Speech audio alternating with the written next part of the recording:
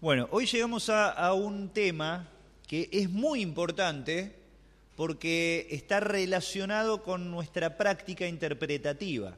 Esto tiene que ver con la interpretación bíblica y cómo nosotros de primera mano podemos aprender en forma directa de la Escritura. Y este fue uno de los lemas de la Reforma, ¿no? La posibilidad de que del libre examen de las Escrituras, de que todas las personas en su propio idioma tengan acceso a la palabra de Dios tal como es, sin intermediarios ni la prerrogativa de alguien que se considere aquel que tiene el derecho de solamente poder interpretar lo que dicen las Escrituras. Yo los quiero invitar a que busquen, no está en la pantalla, pero yo me acordaba de un texto, porque uno de los principios interpretativos que es fundamental es que recordemos, es que la Escritura se interpreta a sí misma. O sea, en la Biblia misma nosotros encontramos los principios, fluyen de ella, que nos ayudan a comprender cómo poder interpretarla en su plenitud. Hay textos especialmente que son de difícil interpretación, lo cual no significa que sean imposibles de interpretar, porque todo lo que nosotros tenemos revelado acá en la palabra, indudablemente viene por la intención que el Señor tuvo de comunicarse con claridad con nosotros. No estaba jugando a las adivinanzas Dios con nosotros, sino que su intención fue comunicarse.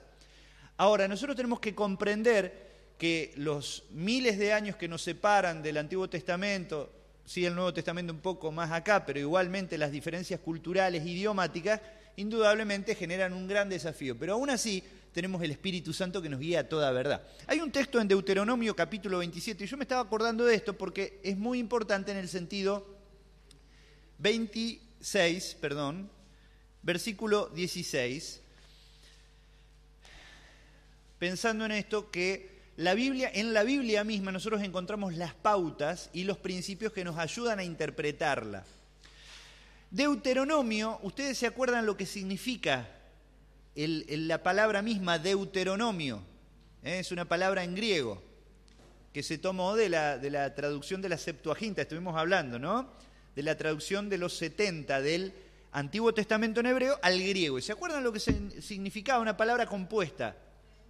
Segunda ley, muy bien. Muchos de ustedes tienen Biblias de estudio y a veces en la introducción, lo cual es muy recomendable poder leer la introducción de cada libro, porque eso hace que podamos comprender bien el contexto histórico, las circunstancias, nos ayudan a entender. ¿Y por qué segunda ley? ¿Ustedes se acuerdan de las circunstancias? El pueblo había, después de haber vagado por 40 años aproximadamente en el desierto, un viaje de 15 días se transformó en una odisea de 40 años. Y de la salida de Egipto, de la liberación de parte de Dios a través de Moisés, ¿por qué es que ellos tardaron tanto en poder entrar como pueblo a la tierra prometida? Esa tierra que Dios tenía preparada para ellos. Una tierra de bendición, de plenitud. ¿Por qué? Por la desobediencia. Entonces, ¿por qué 40 años? Porque fueron los años necesarios para que pase toda aquella generación incrédula y pecadora.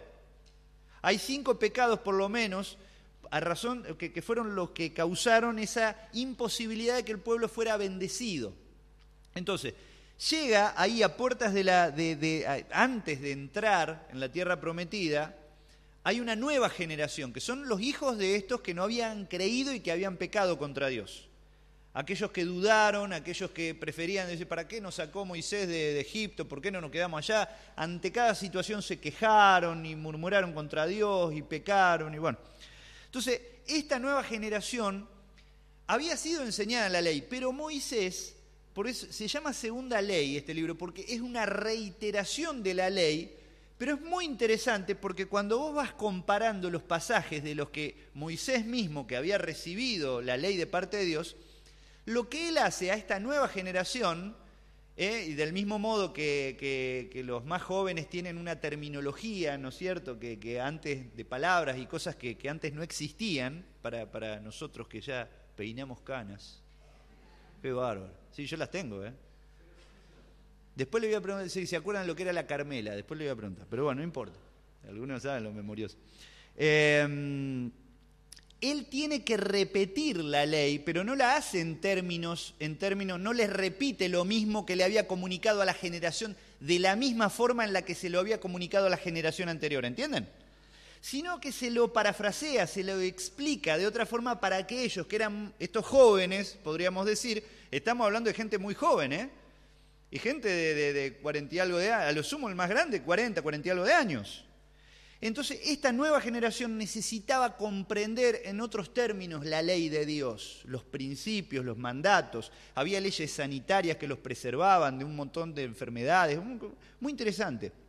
Ahora, cuando llegamos acá al capítulo 26, les dice Moisés, versículo 16. Jehová tu Dios te manda hoy que cumplas estos estatutos y decretos. Cuida pues de ponerlos por obra con todo tu corazón y con toda tu alma. Por eso ellos, ¿cómo iba a ser posible esto? Tenían que comprender muy bien cuál era la ley, qué era lo que Dios esperaba de ellos. Entonces, cuando vos vas comparando, y esto es muy interesante porque vos podés tomar algunos ejemplos de cómo les explica a esta nueva generación algunos principios y algunas leyes que ya le había sido entregada anteriormente en el libro de Éxodo, y vos las comparás y ves cómo se explica lo mismo de otra forma. Y entonces eso te da alguna pauta interpretativa que te ayuda a poder, aplicando esos mismos principios, acá estoy dando un ejemplo, lo podemos ver en las profecías, cosas que se profetizaron y que después se cumplieron. No todo lo que está profetizado en la Biblia todavía tiene que cumplirse, muchas cosas ya se cumplieron. Estamos hablando de profecía predictiva. Entonces ahí tenés los principios que te ayudan. Cuando vos ves cómo es que se cumplieron esos eventos profetizados, entonces te da la pauta y te da las llaves que vos necesitas para poder interpretar lo que todavía no se cumplió. Entonces, acá el Señor no se viste de acertijo y trata de hacernos adivinanzas para hacernos pasar un mal rato, ni para divertirse a costa nuestra, sino que Él quiere que nosotros podamos comprender su mensaje, su palabra, para que nosotros realmente podamos aplicarla a nuestras vidas.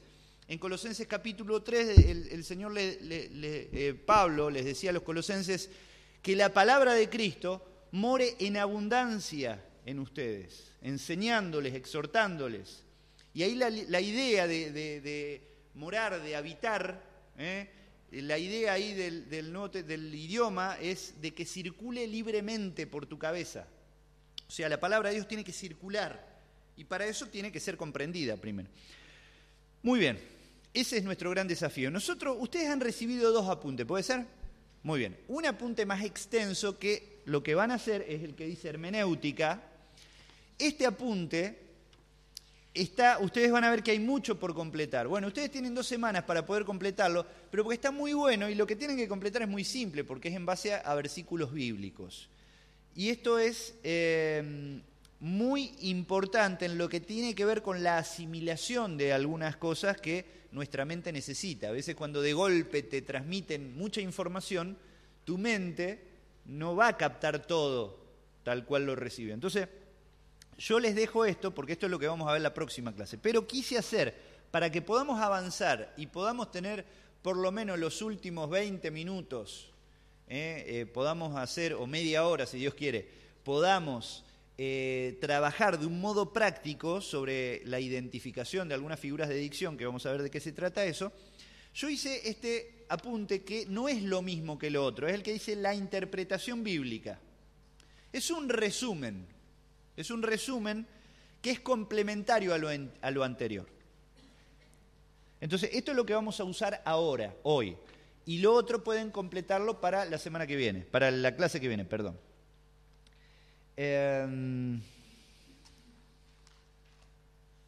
Muy bien.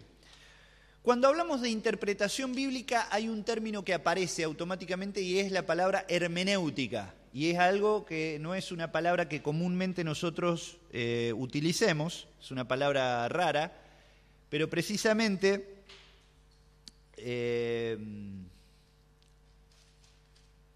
habla de lo que es la interpretación. Vamos a ver ahí en el apunte, dice, la hermenéutica es la ciencia y el arte de la interpretación del texto bíblico. En primer lugar, quiero aclarar que la hermenéutica no solamente es una ciencia que esté enfocada en la interpretación de la Biblia, sino que hay hermenéutica en otras disciplinas y en otras áreas de la ciencia y del estudio. Por ejemplo, en el área legal. en la jurisprudencia o en el estudio de las leyes se aplican principios de hermenéutica dentro de ese contexto de la ley, de lo judicial, para interpretar las leyes. Bueno, en nuestro caso vamos a ver principios de interpretación bíblica. Ahora dice, es la ciencia y el arte. ¿Por qué?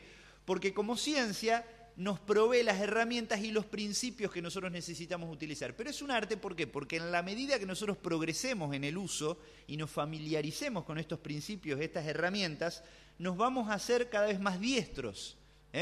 Vamos a ir tomando experiencia y vamos a poder progresar y adquirir a través de esa experiencia la habilidad de, por nosotros mismos, ir dándonos cuenta de un montón de cosas y poder desenvolvernos. Por eso es un arte también, porque tiene que ver con la forma en la cual nosotros utilicemos esas herramientas. Como un artista que le dan un bloque de piedra y el tipo con el cincel y el martillo o la masa empieza, y en su mente él visualiza algo, pero es como que lo descubre a través de su trabajo. De la misma forma nosotros tenemos las herramientas y tenemos que descubrir cuáles son estos conceptos que la Escritura nos transmite. ¿Por qué hermenéutica? No vamos a utilizar este término, pero la idea es que ustedes entiendan por qué hermenéutica, de dónde viene esta palabra. Astronáutica parece, ¿viste? Bueno.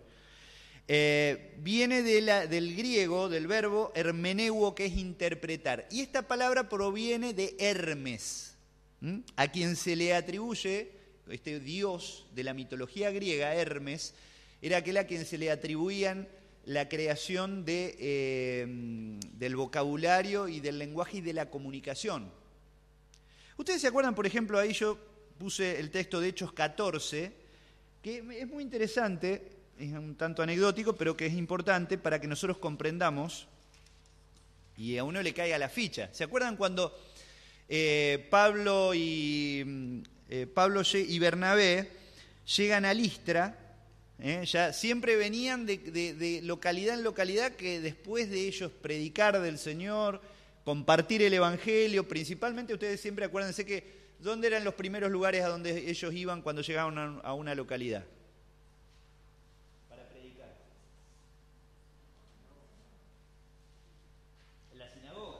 Pero después, bueno, tarde o temprano siempre había un rechazo y terminaban predicando públicamente, y siempre había oposición. Entonces llegan a Listra, y en Listra dice que había un hombre que era paralítico de nacimiento, nunca había andado. Este oyó hablar a Pablo y es sanado con el poder de Dios. Entonces la gente, cuando vio lo que Pablo había hecho, habló, estamos capítulo 14 del libro de Hechos, versículo 11. En su idioma dijeron, dioses bajo la semejanza de hombres han descendido a nosotros.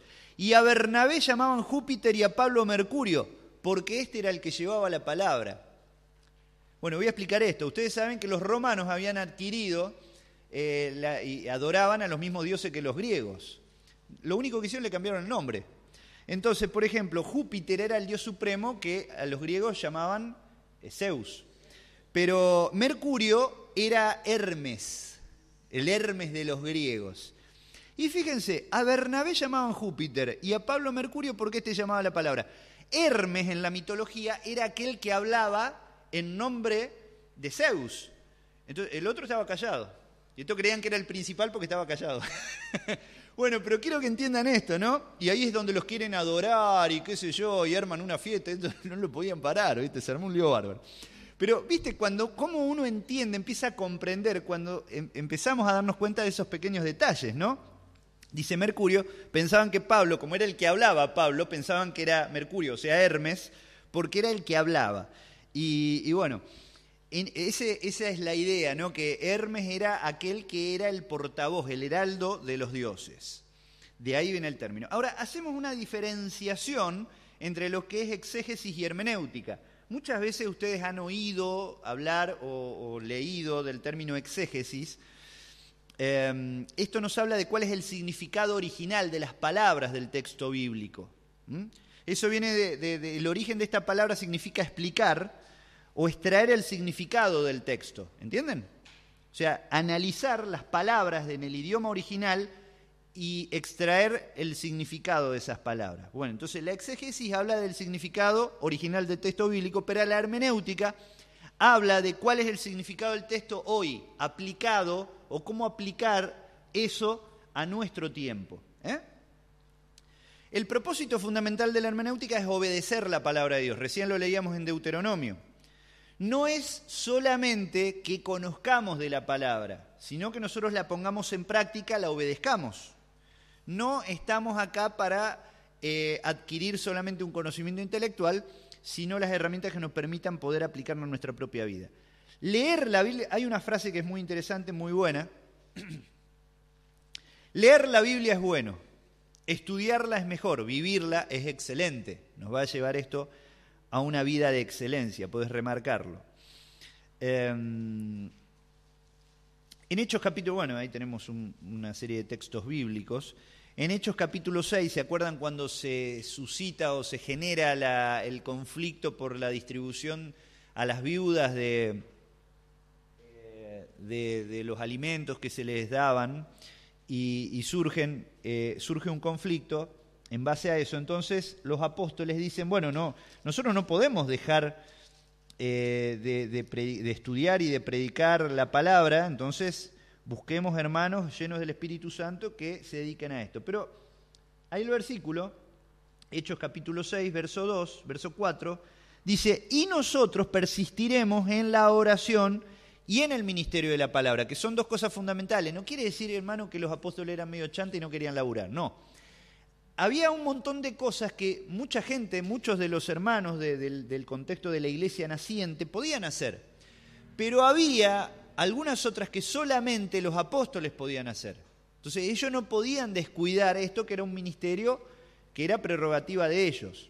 Entonces ellos se tenían que ocupar de la oración y del ministerio de la palabra. Ellos en ese momento, en ese tiempo, estaban redescubriendo el sentido de los escritos del Antiguo Testamento en relación a la vida de Jesucristo y todo lo que Jesús había incluso explicado y profetizado a futuro.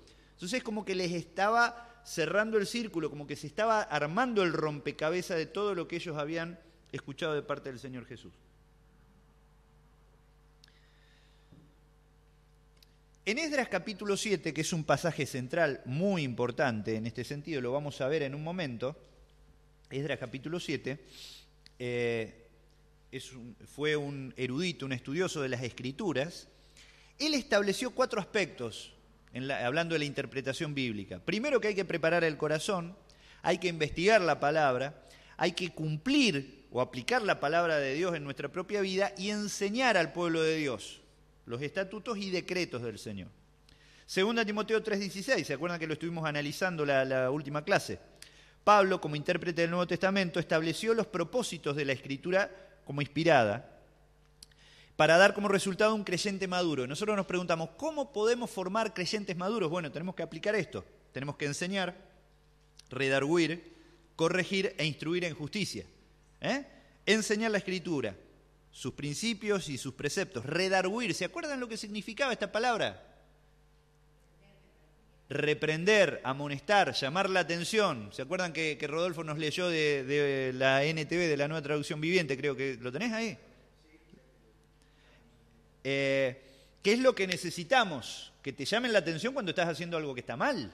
A veces no nos damos cuenta, ¿viste? Corregir nos ayuda a la Escritura también a volver al camino e instruir en justicia a que volvamos a seguir en el camino sin volver a caer en ese mismo error. Dale. Sí. Toda la Escritura es inspirada por Dios y es útil para enseñarnos lo que es verdad y para hacernos ver lo que está mal en nuestra vida. Nos corrige cuando estamos equivocados y nos enseña a hacer lo correcto. Dios la usa para preparar y capacitar a su pueblo para que haga toda buena obra. Muy bien. Tremendo. Claro, claro, pero también es es la clave de lo que nosotros necesitamos saber de cómo, como propósito, como iglesia tenemos de formar creyentes maduros desde lo espiritual, ¿no? Y entonces, redarguir precisamente es eso, hacernos ver lo que está mal en nuestra propia vida. Muy bien. Ahora, tenemos que tener el espíritu y la actitud correcta al sentarnos delante de la Escritura, como estudiantes. Y acá tenemos el texto de Esdras 7:10 que recién lo pasamos así un poco superficialmente. Y dice este texto de la palabra, ¿Alguien lo puede leer? Está ahí transcripto en el apunte. Es un momento, disculpen, nos situamos en el contexto, lo cual es importante, lo vamos a ver. Situarnos en el contexto. Estamos hablando de un pueblo, de uno de los contingentes que vuelve de la cautividad babilónica después de 70 años de exilio, lejos de su tierra, lejos de la palabra, lejos de la cultura hebrea. Entonces, la misión de Esdras, ¿cuál era? Volver a instruir a un pueblo que había sido influenciado por una cultura pagana. Leemos.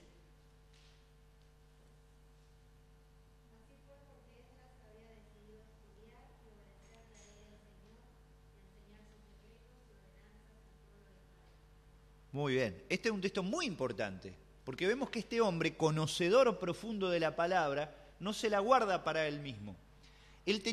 Había algo que era su pasión y que era enseñarla, transmitirla, comunicarla, pero vamos a ver, y tenemos en la próxima pantalla, vamos a ver algo que llamamos, a ver si lo tenemos, el efecto Esdras. Ahí está, el efecto Esdras. El efecto Esdras, recordadlo porque está bueno esto. El patrón del predicador. Acá cuando hablamos de predicador no estamos hablando de alguien que se para detrás del púlpito, estamos hablando de aquel que proclama una verdad, aquel que la transmite, aquel que la comunica. Vos podés ser predicador, aún que no estés detrás de un púlpito. Entonces, completá. Lo primero es humillar el corazón. Humillar el corazón. Él había preparado su corazón para inquirir en la ley del Señor y para cumplirla y para enseñar a Israel sus estatutos y decretos. Lo primero, humillar el corazón. La humildad es la virtud básica que Jesús enseñó. Humillar el corazón. Y ahí vemos, Jesús dijo, el único que podía decir, aprendan de mí que soy manso y humilde. ¿Quién puede decir eso? No sé, es muy difícil, ¿eh? Él sí podía decirlo. Él dijo, vengan a mí todos los que están trabajados y cargados, que yo les voy a dar descanso. Aprendan de mí que soy manso y humilde de corazón. Aprendan de mí. Humillar el corazón, porque estamos delante de un mensaje que viene del mismo Dios. Entonces nosotros tenemos que tener un corazón humilde y sensible, preparados como receptores de esa verdad. Lo segundo, investigar diligente y minuciosamente la palabra de Dios. Lo segundo, él no solamente había preparado su corazón, había preparado con humildad su corazón, sino que él estaba dispuesto a inquirir, y esa palabra inquirir habla de investigar, de analizar, de meditar, de reflexionar. Eso es importante. Entonces, primero, Esdras sabía cuál era su misión y por qué Dios lo había puesto donde lo había puesto. Pero él primero hace un trabajo en su propia vida. Primero humilla su corazón y segundo se convierte en un investigador de lo que la palabra dice. O sea, no era solamente un transmisor de algo, no. Primero él se expuso a la palabra, ¿no? Y ahí tenemos el ejemplo en Hechos 17, van a ver la referencia, si no está, pero está en el apunte, Hechos 17, de los varones de Berea, cuando llega Pablo ahí y empieza a proclamar el Evangelio. Dice que estos varones de Berea eran mucho más reflexivos, porque dice que ellos comparaban lo que predicaba Pablo con la palabra, con los escritos del Antiguo Testamento, para ver si lo que él decía era cierto. Y eso es muy bueno. No se quedaban con lo primero que le decían. Hoy en día somos tan influenciables, y hay personas que son tan hábiles para manipular a la audiencia. Yo estaba viendo anoche justo estábamos viendo un documental de la Segunda Guerra Mundial y cómo Adolfo Hitler, este dictador de Alemania, cómo persuadía a las masas. Justo el otro día estábamos charlando de esto. Cómo tenía esa capacidad de persuadir, pero llevó a un país a la destrucción. Era un loco de la guerra, pero claro, el tipo tenía una capacidad de persuasión tan profunda que te convencía y vos terminabas creyendo y lo endiosaron, ¿no? Entonces tenemos que tener mucho cuidado acerca de qué nos influencia a nosotros. Entonces nosotros tenemos que investigar todo lo que escuchamos en relación, compararlo con la palabra de Dios. Tercero, Esdras se había preparado para obedecer la palabra de Dios. El fin de la interpretación y la predicación es la obediencia. Es la obediencia. ¿Cuál es el sentido de todo, de por qué estamos acá y de todo lo que proclamamos y de todo lo que comunicamos? Obedecer. llevarlo al terreno de lo práctico. No es ser intelectuales de la palabra. Ojalá que seamos intelectuales de la palabra, pero hacedores de la palabra, y no tan solamente oidores, decía Santiago, ¿no? Y enseñar o predicar con integridad y autoridad moral la palabra de Dios. Y ahí está el texto que yo les decía recién. Ponerla por obra, o sea, transmitirla con autoridad espiritual. Jesús, una de las virtudes en su ministerio era que enseñaba con autoridad. Había algo especial en su enseñanza, porque no era una enseñanza meramente intelectual. Dice que él generaba un impacto porque enseñaba con autoridad, no como los escribas y fariseos. Conocían mucho, pero sus propias vidas dejaban mucho que desear seguramente. Eran hipócritas. En cambio, el Señor vivía lo que Él transmitía. Qué bárbaro, ¿no? El contenido es siempre y será las Sagradas Escrituras, nada más. Nada más. Diga.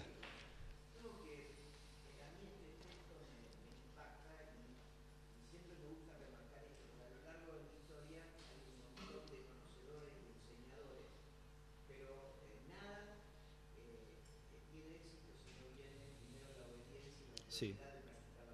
Uh-huh. Esto es importante tenerlo en cuenta, porque sí.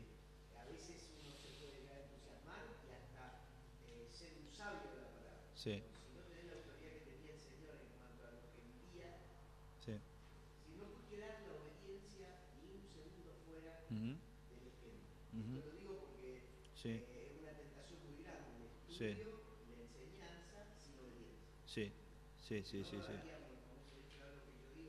Claro.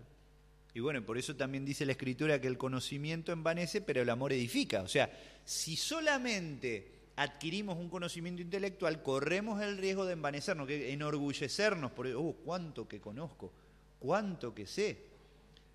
En realidad, ¿por qué el amor edifica? Porque cuando yo todo eso es gobernado con la motivación principal por el amor, eso me sensibiliza, me hace reconocer mi propia falencia, mis propios defectos y mi necesidad y la compasión que tengo por los demás, que tal vez conozcan menos, pero para comunicarles aquello que los haga mejores. Entonces, por eso es tan importante. Pero sí, esto es fundamental. Y Esdras, este hombre, cuando vos lees ahí, vas a ver que él se encuentra con un montón de obstáculos y de oposición. Y después cuando llega Nehemías, con otro tiempo después, y se acuerdan que leímos Nehemías capítulo 8, de lo que ocurre cuando se juntan, después de haber reconstruido los muros de Jerusalén, en tiempo récord, se reúnen en una plaza y junto a uno de los pórticos, y ahí hacen como una plataforma, y de ahí empiezan a leer la ley, a repetir la ley de Dios. Aparentemente están leyendo Deuteronomio, pasajes de Deuteronomio, y dice que la gente cuando escuchaba, dice que lloraba porque había un impacto de que estaba generando la palabra de Dios en sus vidas. Pero para llegar a ese momento, que eso genera un avivamiento espiritual, pasó mucho tiempo desde lo que nosotros estamos leyendo acá de Esdras 7 a Nehemías 8. ¿Qué nos quiere decir esto? Hermanos, que nosotros cuando estamos comprometidos con las personas, estamos comprometidos con la misión que Dios nos encomendó, esto va a implicar obstáculos, va a implicar oposición, va a implicar que muchas cosas a veces atenten para desanimarnos, pero nunca tenemos que bajar los brazos. Y por eso es lo fundamental, lo importante de que imitemos la actitud que tuvo Esdras. Él preparó su corazón, se humilló delante de Dios. Él era una persona que continuamente estaba reflexionando, descubriendo nuevas verdades en la palabra, pero no para engordar acá la cabeza, como Megamente. ¿Lo vieron una Megamente? Que tiene una cabeza así, bueno, parece un foco, ¿viste? Además habla bien y claro de Esdras, Ajá. de qué manera el Señor respondía. Dice, la madre Sí, hablaba con Esdras, no solamente totalmente. por tener intención de sino además por ponerla en práctica. Sí, sí, totalmente. Por eso, estos libros, muy bien, te agradezco mucho porque vos ves cómo la buena mano, él siempre repite esa frase, porque él escribió este libro. Él repite esa frase, la buena mano de Dios, es como que escribe en tercera persona, pero siempre la bendición de Dios estuvo con él. ¿Por qué? Porque él tenía esa intención, esa motivación, y él obedecía. Qué bueno que es esto. Bueno, quiero avanzar rápido y esto es un resumen, yo no quiero, vamos a invertir unos minutos más porque quiero terminar con esto. Ustedes van a ver que hay distintos métodos de interpretación bíblica que podemos identificar. Aunque nosotros como intérpretes estamos en la página número 2, aunque tengamos la sinceridad, la humildad, la reverencia del espíritu de oración, no podremos llegar a conclusiones adecuadas si no procedemos usando el método correcto o los métodos correctos. Conceptos equivocados respecto al propósito del escritor, la validez de sus declaraciones doctrinales, la exactitud de los hechos históricos que relata y el origen divino del texto, llevarán muchas veces a conclusiones falsas. Entonces, esto es importante, identificarnos con un método interpretativo a través del cual guiarnos. Y vamos a ver 4, hay algunos más. Yo voy a subir un video, si Dios quiere, mañana o pasado, del doctor John Stott. No es un video muy largo, pero es muy interesante porque habla con tanta claridad. Debe ser, ya tiene unos años, pero debe ser uno de los últimos videos que hay de él, ya muy viejito, pero tiene tanta claridad, y acá habla de la interpretación bíblica, que yo les recomiendo verlo porque vale la pena, ¿no? El primer método es el racionalista, o sea, cuando aquellas personas que racionalizan, o sea, filtran el contenido de la Biblia a través de la razón humana. Consiste en sujetar toda la escritura al juicio humano para saber si son válidas o no sus declaraciones. Entonces, presupone que lo sobrenatural no existe. Por ejemplo, cuando vos vas en el Evangelio al relato de que Jesús se acerca en medio del mar revuelto a sus discípulos que iban en la barca y viene caminando sobre el mar. Ellos dicen no, que los discípulos, por ejemplo, hay un escritor que racionaliza, un comentarista, que hace una interpretación racional. Entonces él dice no, en realidad Jesús no venía caminando sobre el agua. Los discípulos estaban tan cansados de haber remado y de haber estado en la barca tratando de llegar a tierra firme toda la noche, que vieron en la oscuridad que Jesús estaba sobre la playa, pero ellos pensaron o creyeron ver que Jesús venía sobre el agua. En realidad no era así. Y que cuando Pedro baja ahí, y bueno, estaba en una zona muy playa, que se tratan de muy rebuscado, ¿no? Como para justificar una explicación racional. Pero en realidad viola, y ahí lo tienen en el último párrafo, este método viola el verdadero método científico que no permite al investigador comenzar con prejuicios. O sea, parte con un prejuicio, o sea que lo sobrenatural no existe. Entonces, ahí ya estás partiendo con un prejuicio que no te permite interpretar correctamente lo que dice la Escritura. El segundo método, yo tiro estos principios así, ustedes van a tener tiempo después de analizarlo y de verlo en el video también en sus casas para la próxima semana. El método alegórico místico considera que toda la Biblia fue escrita como una serie de alegorías o de fábulas, o todo en sentido figurado. Insiste que no es el significado natural y evidente el que da a la Biblia su importancia, sino el sentido místico, o sea, lo oculto. ¿Qué es lo místico? Lo oculto. Entonces, lo que espiritualizamos o espiritualiza este método interpretativo, lo que a mí me parece que la Biblia dice esto y yo lo interpreto de esta forma, para mí es esto. Entonces, no hay una regla fija, porque para vos puede significar algo, para vos otra cosa y para mí otra cosa. Para vos Jesús caminó en el agua, para mí estaban drogados y para el otro no sé. Entonces, claro, es todo muy relativo, todo depende del intérprete, no hay una regla absoluta. El tercer método es el dogmático. ¿Qué es un dogma? Es una verdad que sustenta una fe, recuerden eso. Es una palabra griega que significa enseñanza. En realidad no es una mala palabra, pero para nosotros todo lo que tiene que ver con dogmático a veces nos genera rechazo.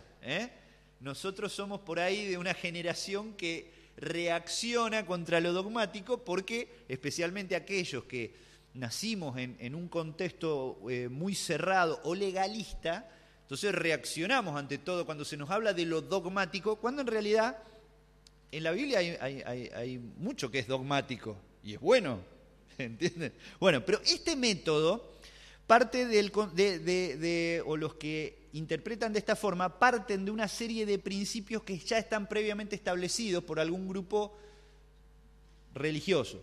¿Entienden? Entonces se adapta lo que dice o enseña la Escritura a esos principios que ya están establecidos de antemano. Nosotros no pensamos que sea así porque la Escritura tiene que hablar por sí misma. Habla por sí misma. Somos nosotros los que nos adaptamos a ella. No la condicionamos a través de ciertos principios humanos. A ver si les leo algo más. Sus enseñanzas, la de la Biblia, son consideradas correctas porque proceden de ese grupo determinado y no porque tengan mérito basado en algunos principios aceptados por la hermenéutica.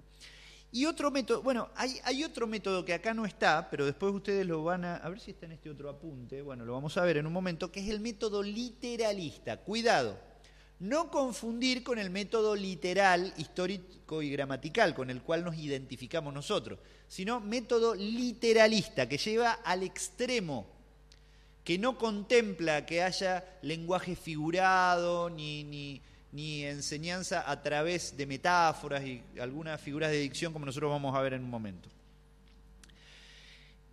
El cuarto método es el histórico-gramatical. Con este método nos identificamos nosotros. Siempre requiere que el individuo interprete de acuerdo con las características del idioma. Ustedes recuerdan lo que dice 2 Timoteo 3:16. Toda escritura es inspirada por Dios. ¿Se acuerdan cuando hablábamos de esto? Todas y cada una de las palabras que están en la Biblia fueron inspiradas por el Espíritu Santo, por eso son importantes. Entonces, interpretamos de acuerdo a las características del idioma en el que la Biblia fue escrita, así como en aquel que fue traducida. Considera que la Biblia fue escrita como historia fidedigna, o sea, fiel. Es decir, que su historia no es alegórica ni compuesta de fábulas, leyendas, mitos, tradiciones o engaños. La Escritura es verdadera. Sino solamente donde las Escrituras indiquen que algún pasaje debe entenderse en alguno de esos sentidos no literales, y lo vamos a ver en un momento. Este método es además el más antiguo de todos. Se puede verificar su uso antes del segundo siglo después de Cristo. Bueno, pero los hebreos mismos en la antigüedad ya tenían esa forma de interpretar. Por ejemplo, cuando Daniel, ustedes se acuerdan ahí, el profeta Daniel, cuando está leyendo él la profecía de Jeremías, y entonces él empezó a orar buscando a Dios porque él, cuando leyó lo que había sido profetizado o transmitido por Jeremías de parte de Dios, él se dio cuenta que la cautividad en Babilonia, ya que venimos hablando de este tema, estaba determinada por 70 años. Entonces él se dio cuenta leyendo que esos 70 años se estaban cumpliendo justamente en ese momento. Y por eso él empieza a buscar de Dios. Podés buscarlo después, léelo. ¿Qué está haciendo? Una interpretación literal, histórico y gramatical. O sea, no eran 70 años espiritualizados. Esos 70 años no hablaba de 70 situaciones difíciles que los hebreos tendrían que vivir en Babilonia. No, eran 70 años. ¿Entienden? Entonces, ahí ya tenés pautas que te hacen dar cuenta de que la Escritura ya tenían esta forma de interpretar la Escritura en el lenguaje llano y en la forma en la que normalmente nos comunicamos nosotros. ¿Sí? ¿Alguna pregunta respecto a esto? Esto lo estamos resumiendo porque vamos rápido. Vamos a volver la semana que viene sobre esto, la clase que viene. Muy bien, y acá es donde entramos en un aspecto eminentemente práctico. El ejercicio de la interpretación. Acá ya vamos, viste, es como cuando vos vas la primera vez al gimnasio, no entendés nada, y ves al todo trabajando, qué sé yo, te sentí el más tonto de todo porque no sabés qué agarrar ni por dónde empezar. Entonces vos vas a parecer un estúpido que va al instructor a cada rato y le preguntás, ya terminé, ¿y ahora qué hago? Bueno, acá tenés las primeras pautas, esto es el ABC, ¿no? Las fases o proceso de interpretación, esto está muy bueno. Escudriñamos, ¿qué es escudriñar? Viste, palabras antiguas, pero que uno tiene que rescatar porque vale la pena. ¿Qué es escudriñar? Cuando vos lees el Señor Jesús, investigar, analizar, profundizar, muy bien. Escudriñamos, o sea, estudiamos, ¿no? Viste, a veces agarramos la Biblia como agarramos, no sé, ni siquiera el diario, capaz que estamos leyendo más el diario, que invertimos más tiempo en la lectura de cualquier otra cosa, y una lectura casual, digo yo, ¿no? No, estamos hablando acá de sentarnos a analizar, estudiar y reflexionar en la Biblia. Entonces, lo primero, observar la palabra de Dios para conocer lo que dice. Y ahí yo me tengo que preguntar a mí mismo, ¿qué dice? ¿Qué dice? ¿Qué quiere decir esto? ¿Qué me está diciendo? Segundo, interpretar la palabra de Dios para entender lo que dice. ¿Qué significa? Y tercero, aplicar la palabra de Dios para vivir lo que dice. ¿Qué debo hacer? Entonces, primero, ¿qué dice? Porque a veces hay textos que no entendemos. Hay palabras, hay frases o construcciones gramaticales que no entendemos. Entonces, primero, ¿qué dice? Tengo que entender lo que dice. Segundo, lo que significa. ¿Cuál es el sentido espiritual de todo eso? Y lo tercero es cómo aplicarlo a mi vida. Y ahora vamos a ver rápidamente, antes de hacer un break, vamos a ver algunas reglas generales de interpretación. Esto es muy importante, porque es lo que te va a ayudar. Primero, leer detenidamente y con cuidado. Muchos errores de interpretación surgen de hacer una lectura apresurada, una lectura veloz y sin reflexionar y meditar en lo que o analizar o leer detenidamente lo que está diciendo la Biblia. Muchos errores se han cometido. Segundo, considerar el significado de las palabras. Es bueno tener algún diccionario. Recién estábamos hablando de escudriñar. Para alguno, viste, le puede sonar, ¿qué es escudriñar? Y vos te trastornaste, te traumaste porque no entendés. Bueno, es bueno tener un buen diccionario. Hoy en día en internet tenemos la posibilidad, googleando, de encontrar el significado de las palabras. Tengan cuidado también cuando googlean, porque a veces te dice cualquier verdura, Wikipedia o eso. Tercero, ¿entendemos? Entonces, leer con cuidado. ¿Vos querés analizar un texto? Como decía hace poco alguien que escuché, cuando le enseñaba a sus hijos, decía, no es necesario que leas tanto. Es preferible que leas poco, pero reflexionando en lo que dicen esos pocos versículos. Leer, considerar el significado de las palabras, lo que significan las palabras, los términos. Tercero, considerar el contexto. ¿Qué es el contexto? ¿Qué es el contexto? Les pregunto. Muy bien, muy bien. O sea, todo de lo que viene hablando. Por ahí vos vas a Timoteo y cuando Pablo dice, la mujer se salvará engendrando hijos. ¿Sabés que conozco varios hermanos que pensaron que se ganaron el cielo por tener hijos? Conocemos con Adriana un hermano que tiene, no sé, pobre mujer, siempre vivía enferma, porque todos los años estaba embarazada. Impresionante, pero no sé, pensó que alcanzaba la salvación de esa forma. No, está hablando, cuando vos sacás un texto de ese contexto, o sea, lo aislás del entorno, como decía él, ¿qué pasa? ¿Interpreto mal? Porque ahí está hablando de qué se salvaría, de caer en los pecados que caen otras mujeres y en otras prácticas. ¿Entienden? Entonces no podemos sacar un texto de su contexto, aislarlo de lo inmediato. Cuando yo no entiendo un versículo, lo que dice, es bueno arrancar mucho antes, tal vez todo el capítulo leer y poder entender.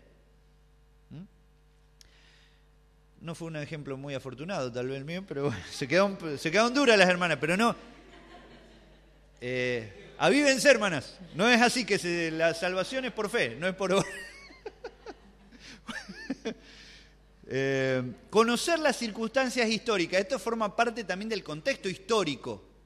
No solamente en el relato bíblico, sino también de lo que rodea históricamente. Y para eso a veces es muy interesante poder recurrir a introducciones, comentarios que nos ayudan a entender lo que estaba ocurriendo en ese momento histórico.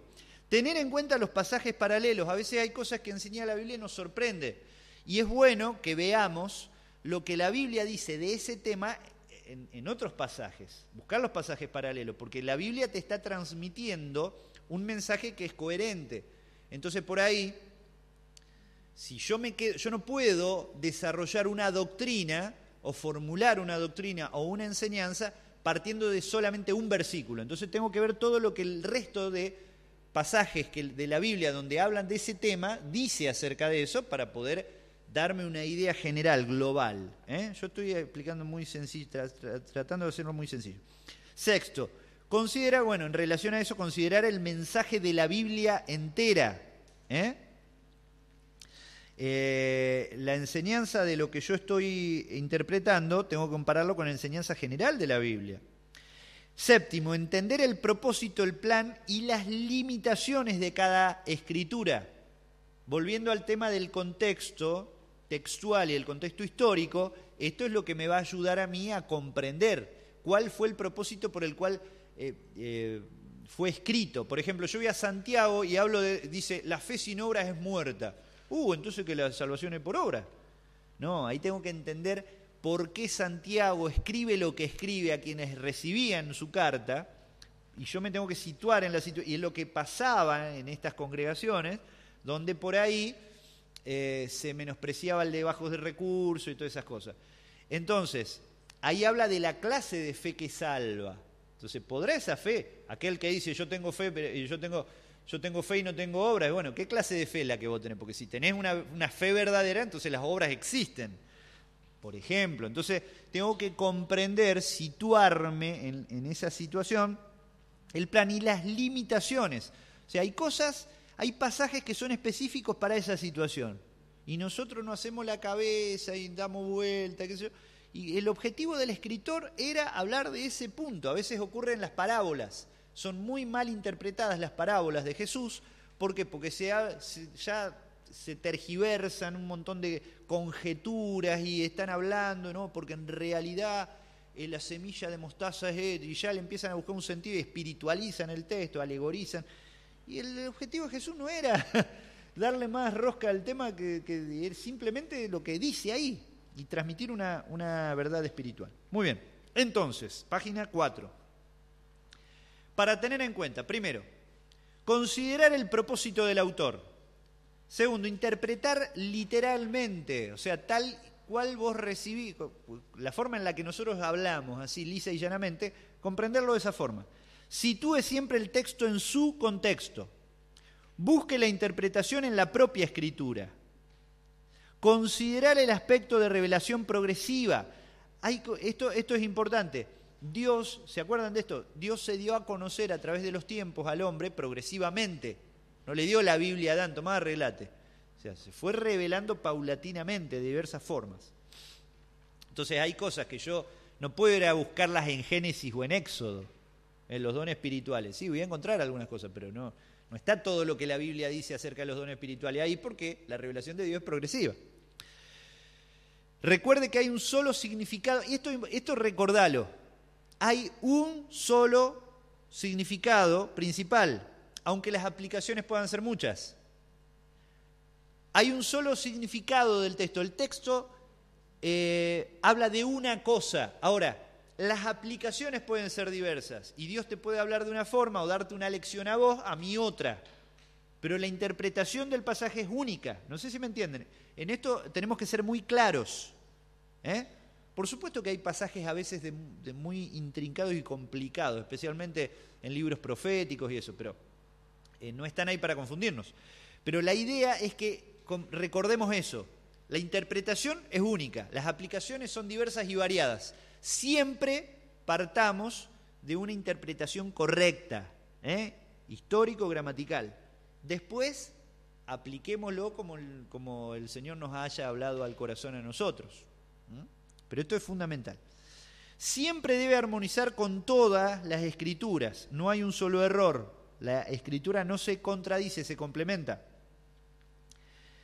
Descubra el género literario. Es importante ver por ahí, estoy leyendo el libro de Cantares. Bueno, tengo que comprender por qué le habla así Salomón a la Tsunamita, por ejemplo. Bueno comprender. ¿Por qué? ¿Era re zarpado Salomón? No. Era prometida, claro, un lenguaje romántico. Es un libro poético. Es bueno comprenderlo, ¿no? Ustedes, por ejemplo, el libro Cantares fue maltratado muchísimo porque en un tiempo donde había la gente se escandalizaba muchísimo de ciertos términos, ahí habla de un lenguaje muy romántico, y mi esposa me mira y se ríe, no voy a decir nada inapropiado, Y él hace comparaciones del cuerpo de la doncella y de la tsunamita con ciertas cosas.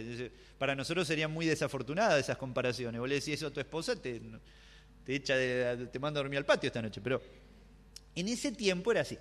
Pero fue alegorizado el texto porque decía, no, acá está hablando de la relación de Dios y su iglesia. Pero yo lo he escuchado, crecí escuchando eso. Y no era así, es la historia de amor de un hombre y una mujer, y listo, pero un libro poético, es un poema, ¿no? Bueno, por eso es bueno comprender cuál es el estilo o el género literario. Considere la gramática del texto en el idioma original. Hay cosas que para nosotros, por ejemplo, vas a Romanos capítulo 5, dice, justificados pues por la fe tenemos paz para con Dios. Justificados por... Sí, qué bárbaro, somos justificados por el Señor. Pero en el idioma del Nuevo Testamento, en el griego, ese justificado habla de algo que se hace en tiempo aoristo, en un tiempo verbal que no existe para nosotros. No busqué en el manual Estrada de quinto grado porque no existe en el español. Tiempo aoristo es una acción que se efectúa una vez y con resultados perdurables. Una vez y para siempre. Por eso, fuimos justificados una vez para siempre. Ya está. Cristo pagó por nuestro pecado. Por más que peque, por más que sea lo que... Si soy un verdadero hijo de Dios, ya fui justificado. La salvación no se pierde. Importante, ¿no? Entonces, por ejemplo, qué útil que es saber esas cosas. Nunca olvide enfatizar en el contexto cultural. Muy bien. Hay un patrón de análisis. Vamos a ver. Bueno, por último, conclusión. La meta del intérprete es dejar que la Biblia diga lo que tiene que decir aquí y ahora. Eso decía Juan Calvino, uno de los reformadores. Muy a pesar incluso de mis propios conceptos o preconceptos o prejuicios. Pues yo me escandalizo cuando leo cantar y digo, oh, la Biblia dice esto, me rasgo la vestidura. No, la Biblia lo está diciendo y bueno, aunque no me guste, es así. Intereses o ideales. Por lo tanto, no debemos imponerles significados arbitrariamente. Por eso decía Pedro, ninguna escritura es de interpretación privada. ¿Entienden? No es de interpretación privada la escritura. Entonces, por eso necesitamos aprender a ser escriturales en nuestra forma de pensar. A veces, vos le decís a las personas, le enseñás con la Biblia en la mano principios, preceptos, y la gente y sigue haciendo lo que sigue porque le gusta pensar de otra forma. Entonces la Biblia es la autoridad máxima en nuestras vidas, debe ser así. Lo último, algunos peligros en la interpretación. Interpretación incompleta, cuando no hacemos una correcta observación de todo el texto y pasamos por alto detalles importantes. Segundo peligro, interpretación exagerada, cuando leemos en el texto algo que no está allí. Le hacemos decir más de lo que en realidad dice. Tercero, interpretación inexacta, cuando se obtiene una conclusión y significado equivocado por falta de estudio, observación o simplemente arrogancia. Yo conozco varios personajes así, que tenía un amigo hace unos años que él siempre descubría cosas y lo llevó a decir a creer e interpretar cualquier cosa. ¿Sí? Hoy en día es un apóstol, pero bueno. Pero la hace de goma, como decíamos. Bueno, por una interpretación inexacta. Muy bien. Vamos a tomarnos unos minutitos después para ver algo en relación a figuras de dicción. Ahora cortamos 5 minutos.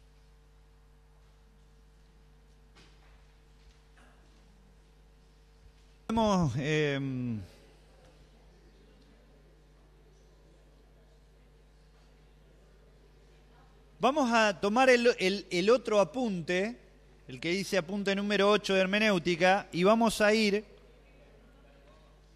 Entonces, la hermenéutica se divide en hermenéutica general y especial. La hermenéutica especial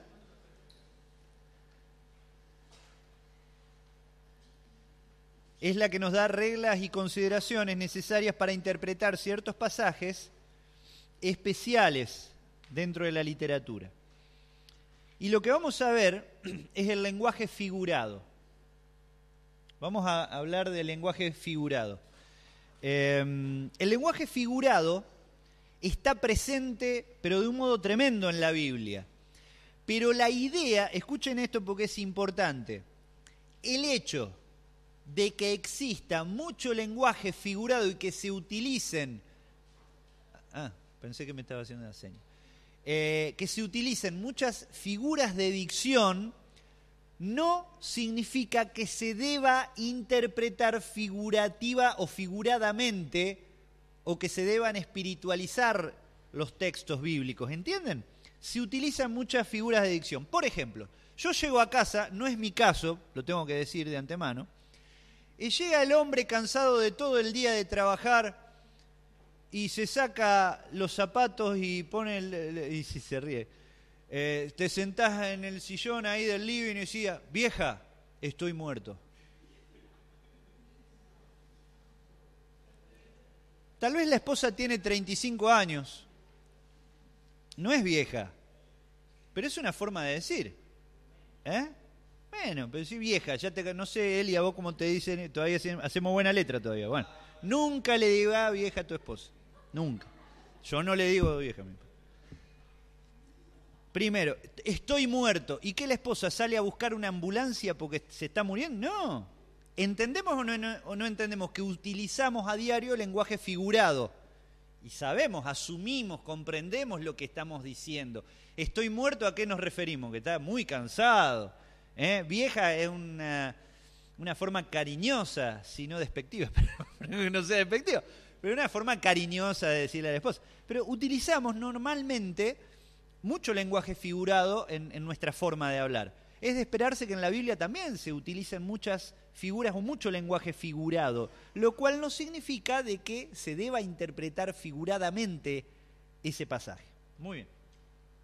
El lenguaje figurado está presente y vamos a ver algunas figuras de dicción. Por ejemplo, en primer lugar, ustedes están en la página número 8, ¿la tienen ahí? De la mitad de la página para abajo, ustedes van a ver que la primera figura de dicción de la que yo puse algunas, no pongo todas. El símil. El símil. ¿Qué es el símil? Es una comparación. Y esta comparación siempre aparece, estamos en la página 8, ¿estamos? ¿Todos encontramos? Apunte número 8, hermenéutica, página 8, el símil. Yo tengo otro, entonces. Me cambiaron la bocha. Bueno, página 9, perdón. El símil. Es una comparación y siempre van a existir las palabras como o así o semejante. Esas expresiones son las que delatan al símil. Por ejemplo, ahí tenemos el Proverbios 26:1 que dice, así como no conviene la nieve en verano ni la lluvia en la siega, ahí leemos apresuradamente la lluvia en la siega, pobre mujer no podía ver. No, hermano. Acá la siega está hablando de la cosecha. Así no conviene al necio la honra, ¿entienden? Acá hay un símil presente, ¿lo detectaron? Así como no conviene, o como no conviene la nieve en el verano, ni la lluvia en el verano, así no conviene al necio la honra. Siempre esas palabras, como y así, están presentes y delatan. La metáfora es algo parecido, pero sin esas palabras. La metáfora es una figura que representa semejanza entre dos palabras, transportando el sentido de una a la otra mediante una comparación. El Señor dijo, yo soy la luz del mundo. ¿Qué quiere decir? ¿Que tenía un foco en la cabeza? No, es una metáfora, es una comparación. Todo esto, estas figuras de dicción sirven para reforzar, enfatizar, para afirmar, para ampliar, hacer un concepto mucho más fuerte. Muy bien, ¿entendemos? Entonces, un símil está presente y lo vamos a identificar por esas partículas, como, así, es semejante. Bueno, en cambio la metáfora ya reemplaza. Ustedes son la sal de la tierra. Muy bien. Entonces ahí nos damos cuenta que me bañé hoy, no estoy tan... No, está diciendo, estoy salado, qué mala suerte. No, está hablando de, y ahí quiere significar cuáles son las propiedades que tiene la sal, que quita la corrupción, bueno, que da sabor, todo eso. Tercero, ironía.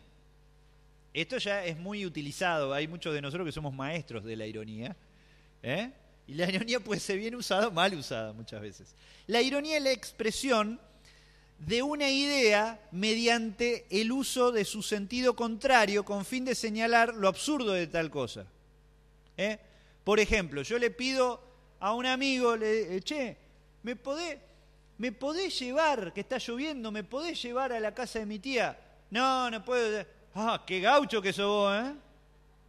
Esa es una ironía, ¿no es cierto? Es una ironía, ¿por qué? Porque yo estoy diciendo, no es gaucho en realidad, estoy utilizando ese término para significar precisamente lo contrario. Entendemos a qué nos referimos. Cuando la ironía es para reventarle la cabeza a la otra persona, permítanme ser un poco exagerado, se transforma en sarcasmo. La palabra sarcasmo significa sacar el cuero en griego, de sarx, carne, cuando yo estoy enojado con ella, ya te voy a y entonces ya, viste, esta sí es una, ya, ¿viste? Y ya le da, y la ironía intensificada, pero con el fin de hacer daño a una persona o hablar mal de la persona, eso es pecado. Pero la ironía no siempre es pecado, puede ser cuando hay una intención detrás, pero entendemos lo que era ironía. La hipérbole, ya está hablando a esta hora de estas cosas raras. Hipérbole es una exageración. Una exageración. Hay muchas en la Biblia. A ver si tenemos algún ejemplo acá.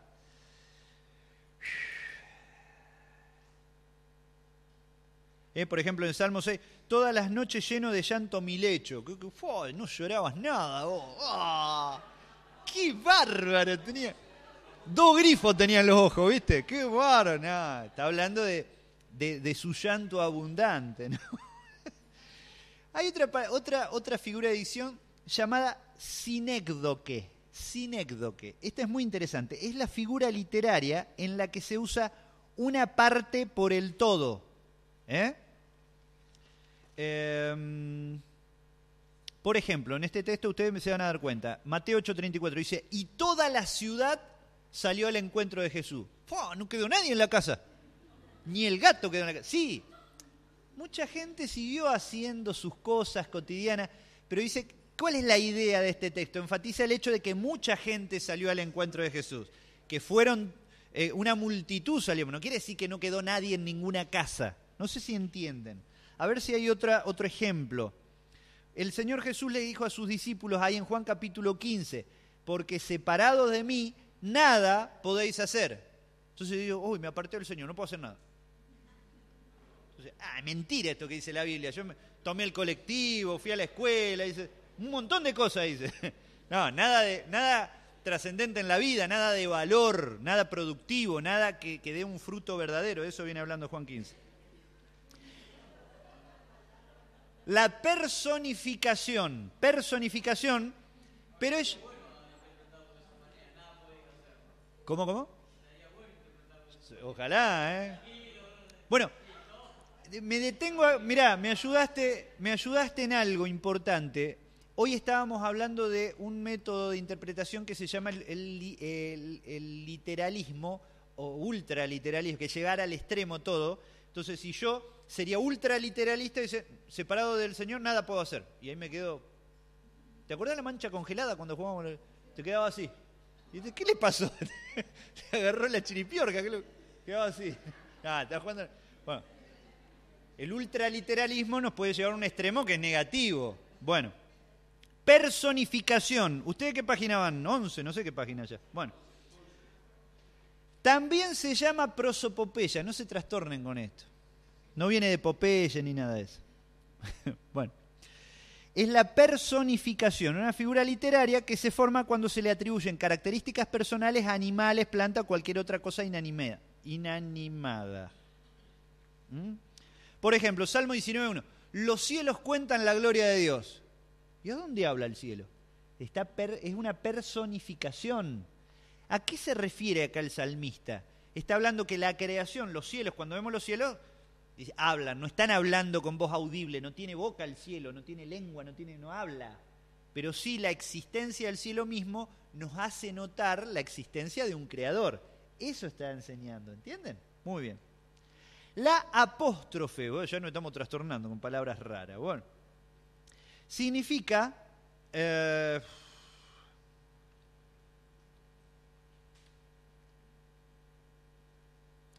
el vocablo significa que el orador se vuelve de sus oyentes inmediato para dirigirse a una persona o una cosa ausente o imaginaria. ¿Se acuerdan cuando David se había muerto Absalón?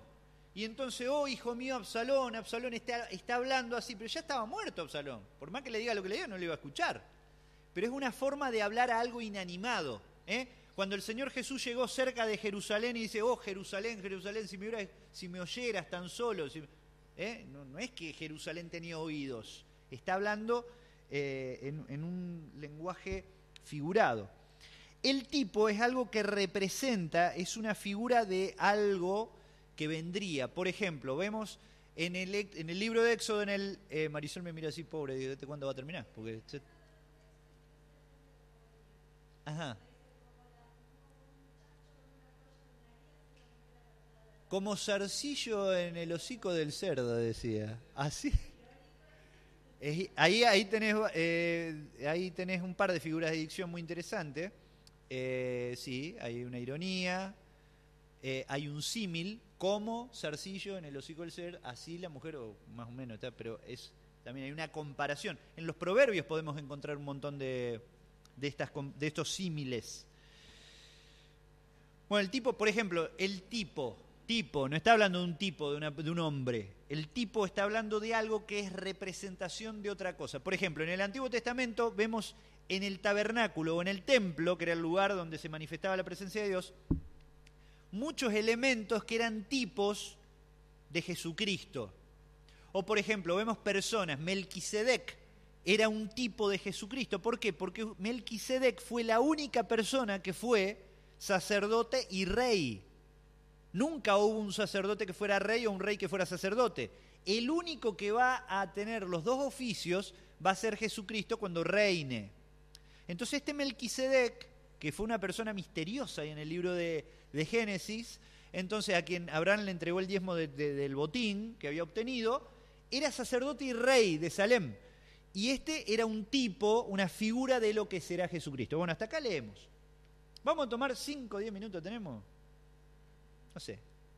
Pero acá tenemos, en la pantalla, en la última pantalla que teníamos hoy, vamos, y ahí es donde yo les pido que de a 2, 3, o bueno, como estén más o menos acomodados, tenemos una mesa vacía, tenemos 2 compañeritos que los han dejado solo a los 2.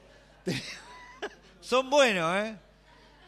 Parecen los chicos nuevos, que los compañeritos nuevos. Poco, pero bueno. Bueno, ahí vamos a ver, en esa lista, el Seba va a poner una lista de antes, ahí donde dice identificar las figuras de dicción. Y esto es muy importante. Ahí está, todos estos versículos. Bueno, no van a poder hacer todo esto. Pero vamos a tomarnos un tiempo, vamos a tomar 5 minutos y vayan de a 2. Yo les recomendaría de a 2 porque si no se va a hacer más trabajoso, ¿no? Pero de a 2 vayan identificando en cada uno de estos pasajes qué figuras pueden encontrar de estas que vimos. Tienen ahí desde la página 9, creo. No es necesario. Anotá al costado ahí y pónganle lo que a ustedes les parece. Por ejemplo, Primera de Reyes 18:27. Nos tomamos 5 minutos y lo compartimos.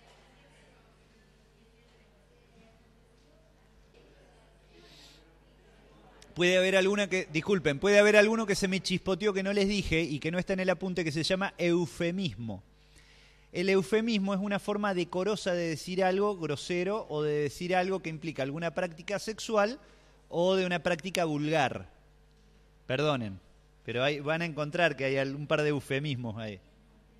Por ejemplo, Génesis capítulo 4 dice que Adán conoció a su mujer. ¿Dice que no se le habían presentado antes? No. Ahí está diciendo decorosamente que tuvo relaciones sexuales con su esposa. Muchas veces van a encontrar eso en la Biblia. Conoció. Bueno, cuando los tipos rodean la casa de Lot, esa multitud enardecida llena de homosexuales que decía, queremos que saques a esos varones que queremos conocerlo. Y tanto lío, si lo querían conocer, ¿por qué no lo sacó? No. Querían tener relaciones con ellos. ¿Entienden? Eso se llama eufemismo, una forma decorosa de decir, o elegante de decir algo que es medio fuerte. Claro, sí.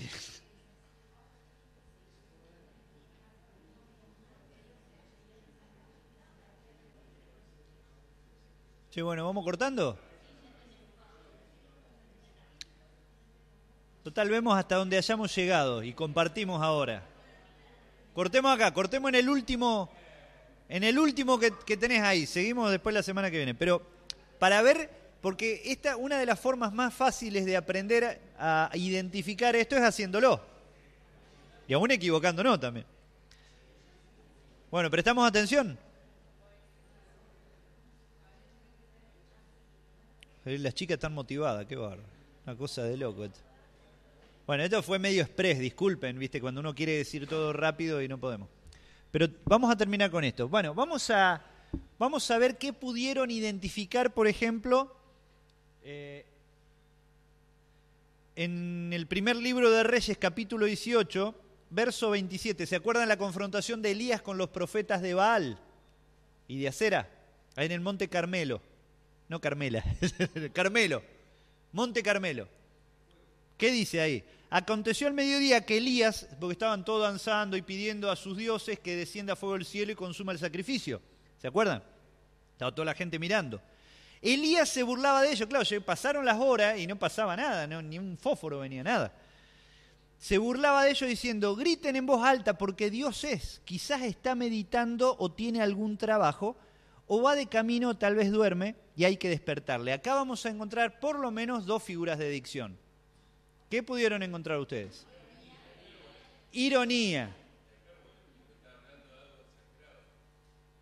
Puede ser, pero ahí vemos bueno, este fue medio tramposo en realidad, pues no me di cuenta de esto, pero es un eufemismo, porque cuando está diciendo o tiene algún trabajo, les está diciendo, burlándose, quizás está meditando o fue al baño. Ya que es Dios, y ¿qué clase de Dios tienen ustedes que no le responde? Pero era en un lenguaje irónico, ¿no? Muy bien. Uy. ¿Qué texto viene después?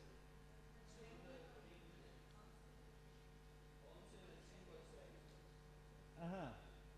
Pablo decía, y pienso que en nada he sido inferior a aquellos grandes apóstoles, porque aunque sea tosco en la palabra, no lo soy en el conocimiento. En todo y por todo lo hemos demostrado. ¿Ahí qué pudieron encontrar ustedes? Bueno, tal vez hay que leer un poco antes para darse cuenta.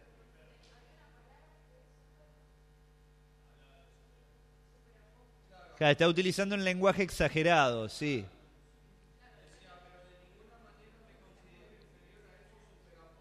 Sí.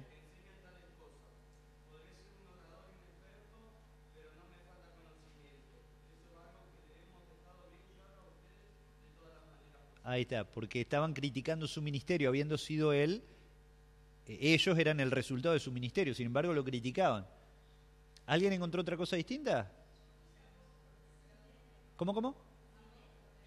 ¿Por?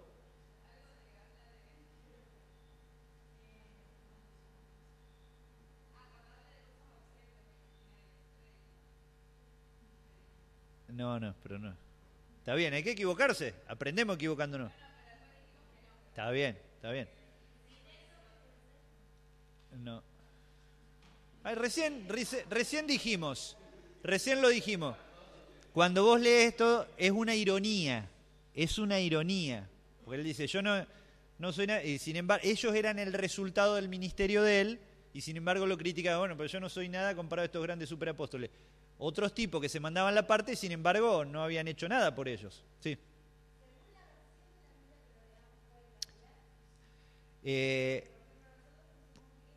Ahí puede ayudar, alguna traducción nos puede ayudar a comprender mejor. Sí. Sí. Claro, por ahí puede ser. Claro. Una ironía. Cuando ahí comprendés cuando vos lees todo el contexto. Bueno, vamos rápido, un par más así no nos... Por ejemplo, uno más fácil, ese era más difícil, pero 1 Corintios 13:1. Pablo dice, si yo hablara lenguas humanas y angélicas y no tengo amor, vengo a ser como metal que resuena o címbalo que retiñe. Ajá. Vengo a ser como, muy bien, un símil.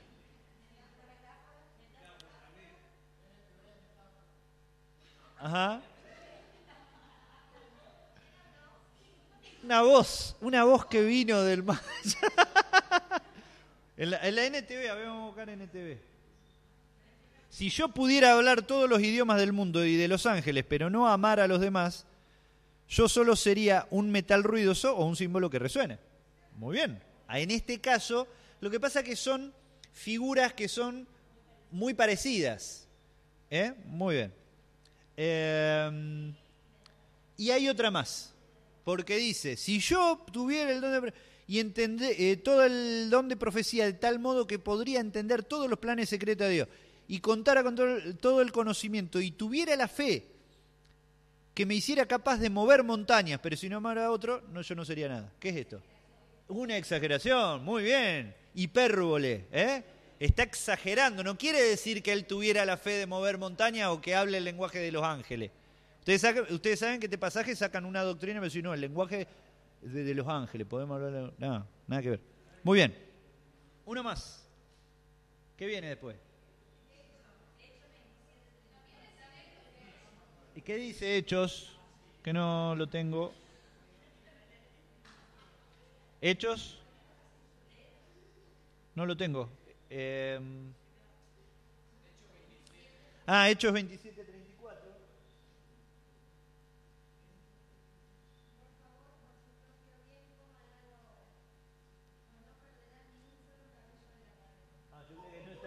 Yo creía que era el consejo de ahora, que no coman algo ahora, muchachos. Bueno, ¿qué encontraron ahí?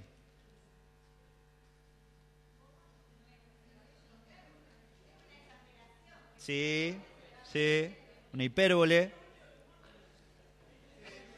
¿Qué más? ¿Alguien más encontró otra cosa? Todo es hipérbole.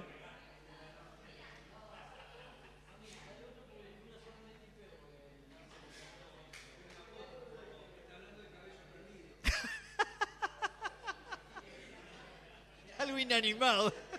Bueno, muy bien. Podemos ver una sinécdoque también ahí. Porque está hablando el todo, una parte por el todo. ¿Qué quiere decir el cabello? Presten atención. ¿Qué quiere decir el cabello? ¿Qué era lo importante? No, está hablando de la vida toda del ser humano, de la persona, de cada uno de ellos. Muy bien, llegamos, acá cortamos, pero es hasta divertido por ahí poder encontrar. Lo interesante sería que nosotros nos guiemos con traducciones que sean lo más fieles posible, porque en realidad yo voy a hacer algo. Hay un libro que yo no lo traje hoy, que es muy útil, que es un diccionario de figuras de dicción, un libraco así. Y yo lo tengo digitalizado, lo vamos a subir mañana para que también lo tengan ustedes. Está muy bueno y eso es una herramienta muy útil para que ustedes, especialmente en algunos pasajes de difícil comprensión, puedan buscar ese texto y ahí les va a salir qué figura es la que está apareciendo ahí.